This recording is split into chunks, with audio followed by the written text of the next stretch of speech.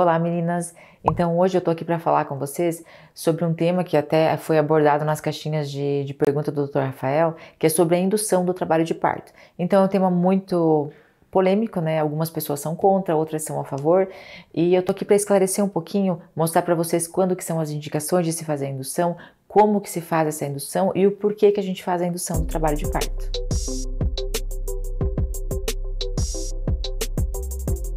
A indução do trabalho de parto nada mais é do que iniciar o trabalho de parto de forma artificial. E essa indução de forma artificial, ela pode ser feita por meios farmacológicos e meios não farmacológicos. A indução farmacológica, ela é feita pelo meio do uso da ocitocina ou do misoprostol.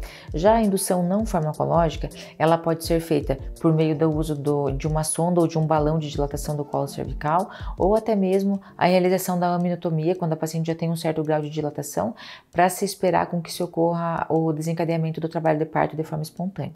Lembrando que sempre antes de iniciar qualquer processo de indução de trabalho de parto, a gente sempre faz uma detalhada avaliação tanto da vitalidade fetal como do bem-estar materno, para a gente não submeter nem a mãe nem o bebê a nenhum tipo de risco durante a indução do trabalho de parto. Agora eu vou falar para vocês um pouquinho sobre cada um dos indutores e a forma com que eles agem. A ocitocina, ele é o hormônio liberado durante o trabalho de parto e ele é o responsável por realizar a contração das fibras musculares uterinas, levando à dilatação do colo uterino e ao nascimento pelo parto natural e espontâneo.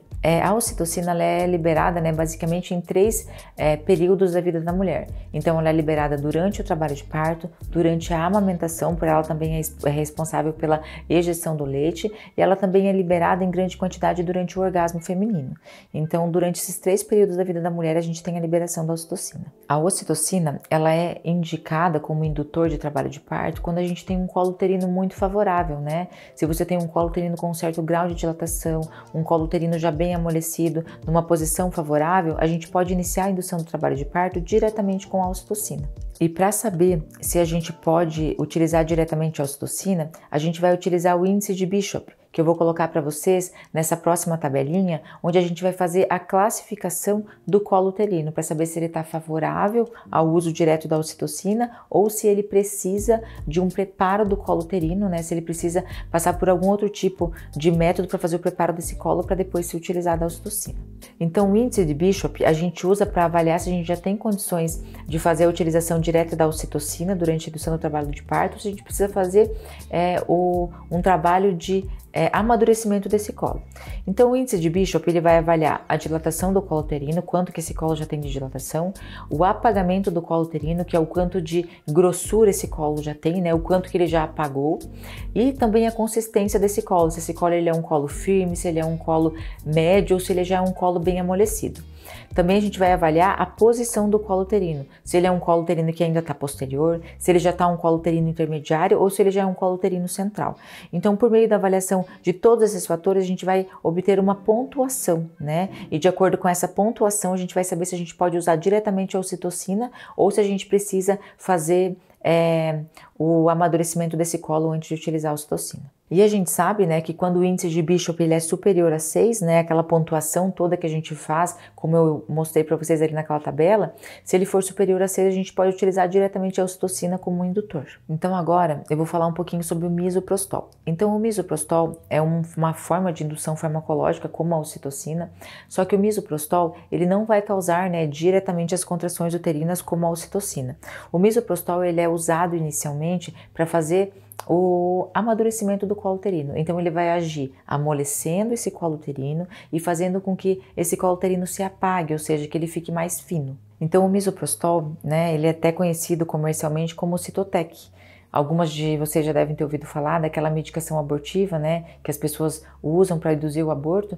Então é o mesmo medicamento, só que durante a indução do trabalho de parto, né, a gente usa de uma forma controlada, em pequenas quantidades, com o objetivo de amolecer o colo, né, e afinar. Ele também vai ter uma ação uterotônica, então no início ele amolece, né, e apaga o colo, e depois ele também vai ter uma ação, né, em causar contrações no útero, né, fazendo com que essa paciente entre em trabalho de parto. As doses, né, do misoprostol que a gente usa são doses muito pequenas, né, a gente inicia a indução com 25 microgramas do misoprostol e a gente pode manter esse processo de indução por até 48 horas, né? Esperando que nesse período a paciente entre em trabalho de parto. A gente sempre tem que ter em mente que o período de indução e de amadurecimento do colo, ele é um período longo, que pode levar horas e dias, né?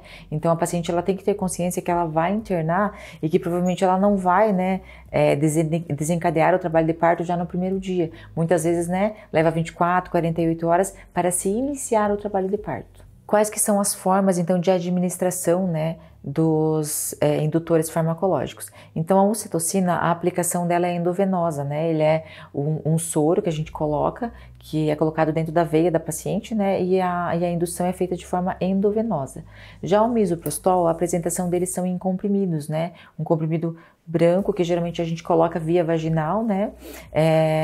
E a paciente vai demorar algumas horas para desencadear o trabalho de parto se ela está fazendo a indução com o misoprostol, porque o misoprostol ele vai preparar um colo que está, né, teoricamente endurecido e fechado, né, para depois desencadear o trabalho de parto. Já na indução com a ocitocina, o trabalho de parto ele já inicia quase que imediatamente, porque ela é uma paciente que já tem um colo preparado, já tem um certo grau de dilatação, já tem um colo mais amolecido e mais fino. A única coisa que ela não tem são as contrações uterinas que caracterizam o trabalho de parto. Então, nesse caso, né, o surgimento das dores, né, e das contrações de trabalho de parto, elas vêm de forma mais imediata. A gente coloca o soro, né, e na sequência a paciente já começa a sentir as contrações de trabalho de parto. Ao contrário do misoprostol, que ela pode ficar até 48 horas no processo de amadurecimento do colo, né, e de indução do trabalho de parto. Agora eu vou falar um pouquinho para vocês sobre as formas de indução não farmacológica.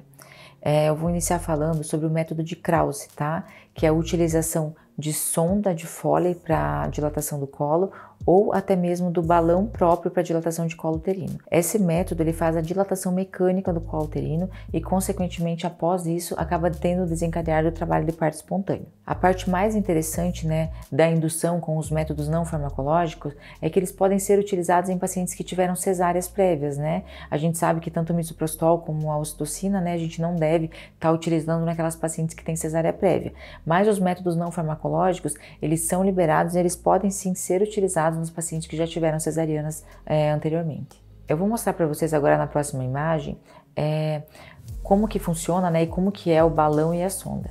Então, como vocês podem ver na imagem, o balão nada mais é do que uma sonda que ela passa pelo colo uterino, indo até a cavidade uterina, e ela é inflada, né, com água destilada ou com soro fisiológico, e esse fato da gente inflar, né, essa sonda faz com que aconteça uma dilatação do colo uterino. Se o serviço não tiver este balão próprio, né, utilizado para indução, a gente pode estar fazendo também o mesmo processo de dilatação mecânica com o uso da sonda de Foley. A gente também introduz essa sonda, né, pelo canal do colo uterino até a cavidade uterina, e a gente infla, né, esse balão, e aí ele vai fazer a dilatação mecânica do colo uterino. Outra forma não farmacológica de se fazer a indução do parto, né, ou de desencadear as contrações uterinas, é fazer a amniotomia. Então, se por algum motivo você precisa interromper a gestação, né, da tua paciente e ela já tem um certo grau de dilatação com o qual você consiga fazer a amniotomia, você pode realizar, né, para fazer com que, consequentemente, logo após a ruptura da bolsa, a paciente comece a desencadear as contrações e, consequentemente, o trabalho de parto venha acontecer de forma espontânea. Outra forma da gente fazer com que o trabalho de parto aconteça é fazer a própria ruptura das membranas ovulares, caso a paciente já tenha um certo grau de dilatação. Então, se você tem alguma gestante que você precisa, por algum motivo, interromper a gestação e ela já tem dilatação do colo uterino, você pode fazer a amniotomia. Geralmente, após a amniotomia, em algumas horas, a paciente passa a desencadear as contrações uterinas e o trabalho de parto. Então, para finalizar, eu gostaria de expor para vocês algumas das situações em que realmente há indicação de se fazer a indução, né, do trabalho de parto. A principal delas, né, é as gestações pós-termo, aquelas gestações que já passaram das 41, 42 semanas e que você precisa induzir o nascimento. Outra indicação bem comum, né, da indução do trabalho de parto são aquelas pacientes que apresentam comorbidades gestacionais, pacientes hipertensas, diabéticas, com algum tipo de doença, né, algum tipo de alteração gestacional que pode estar colocando em risco, né, a vida materna ou fetal, e a gente opta por interromper essa gestação. Também não podemos esquecer, né, dos casos dos óbitos fetais, dos bebês com restrição de crescimento ou oligodrâmino, né, que a gente vai avaliar a circulação desses bebês, vai avaliar a vitalidade, né, e se tudo estiver bem, a gente pode sim fazer a indução do parto nesses casos. Então, meninas, o principal objetivo desse vídeo é mostrar para vocês que mesmo que vocês não tenham desencadeado um trabalho de parto espontâneo, né, é possível sim se fazer a indução do trabalho de parto de forma segura, tanto para você como para o seu bebê, né? E também é importante ressaltar para aquelas pacientes que têm hipertensão, que têm diabetes, que têm algum tipo de alteração gestacional que indique a interrupção um pouco antes do desencadear do trabalho de parto espontâneo, que a gente pode sim optar pela via de parto normal e se fazer a indução do trabalho de parto nessas pacientes. Então, meninas, se vocês gostaram do conteúdo, compartilha com as amigas, não esquece de deixar o comentário aqui embaixo, deixem novas sugestões de vídeos e podem deixar perguntas também, tá? E não esqueçam de se inscrever no canal.